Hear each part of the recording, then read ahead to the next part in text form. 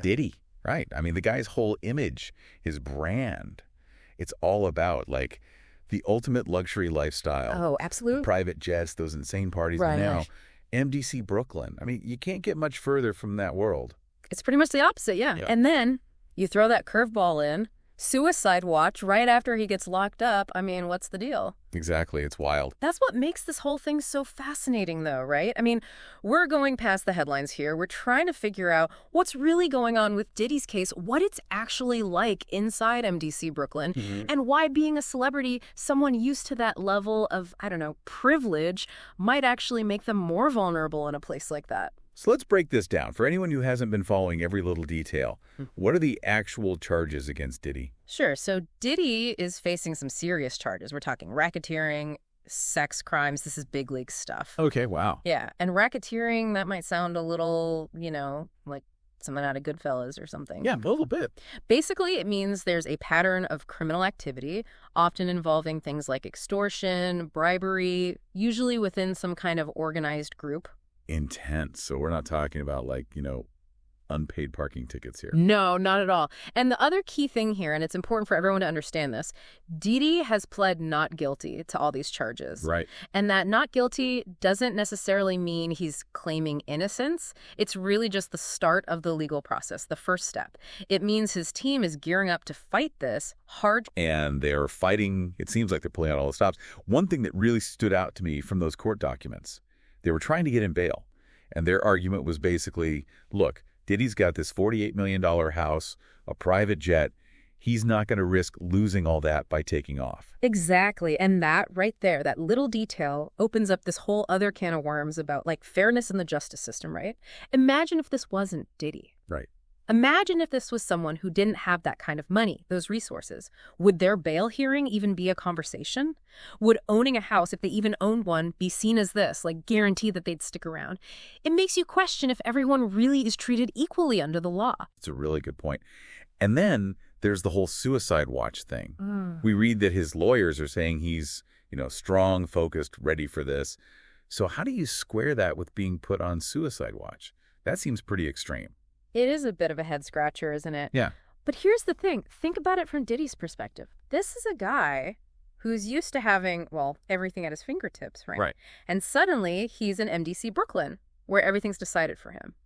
That kind of loss of control, that can be really, really traumatic. I gotta mess with you, no matter who you are. Absolutely. And it's not just the physical being locked up, it's the mental side, too, having your whole world flipped upside down like that. And let's be real, MDC Brooklyn, it's not exactly a luxury resort. No, not quite. I mean, we've seen the articles, they describe it as, like, stark, cold, totally controlled. Yeah, stark is putting it mildly.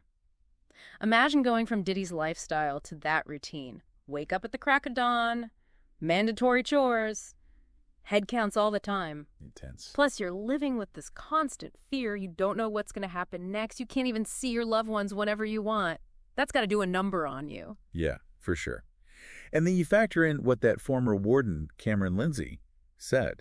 He's basically saying that Diddy's fame, that could actually make him a target inside. Right, and Lindsay would know, right? He's seen it all firsthand. He's saying that in a place like MDC, a high-profile inmate, they stick out. Yeah. Other inmates might see them as a way to make a name for themselves or, try to get something from them. It's about power, even in prison. It's like a messed up kind of status symbol. Exactly. And then you have to think about the guards too, right? Oh, absolutely. Remember what happened with R. Kelly? He was in MDC too. Oh, right. And his lawyers, they claimed the guards were exploiting him, making him sing for them because he's R. Kelly.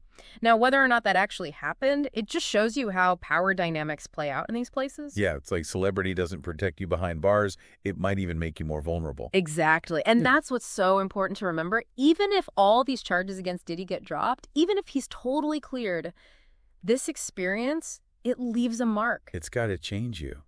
Yeah. It makes you think about the human cost of all this. Absolutely. No matter what happens with his case, it brings up some really important points about the justice system, right? We were talking about how money and status can make a difference, and then what it's actually like in a place like MDC Brooklyn, how being a high-profile inmate can really change things. For sure. So before we wrap things up here, what are your big takeaways from all this? What's sticking with you? For me, it's a reminder that just being accused of something, even if you're innocent, it does something to you. Your reputation, your career, even your relationships can be affected. And clearing your name, even with all the resources Diddy has, it's a long and difficult process. That's a really good point.